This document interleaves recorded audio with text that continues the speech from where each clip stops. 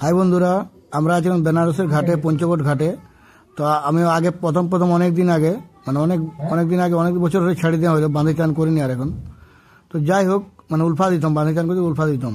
তো উলফার অভ্যাসটা আছে। এবার ছেলেরা শুনেছে যে আমি উলফা দিতে জানি, ইয়ারা জিদ করছে দিতে হবে, তখন আমি বলে দিতে পারবো না। ক্রিয়া খাওয়া করিল, মামন সাথে দিব্যি, এই দিব্যি খাও, তারপরে 3.5 গ্রাম ঠাকুরের দিব্যি খাওয়া করিল।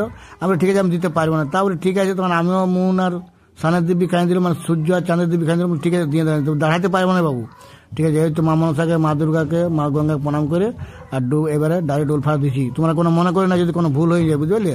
দেখবে 1 2 3 আর দেখো, দেখলে? ঠিক আছে, আমরা বেনারস আসছিলাম ঘুরতে। তো তার অনেক ভিডিও আছে, দিতেই থাকবে একটার পর একটা। তোমরা খালি এই চ্যানেলটার উপর ফোকাস রাখো, দেখতে থাকো। ঠিক আছে, থ্যাংক ইউ যারা ভিডিওটা দেখছেন।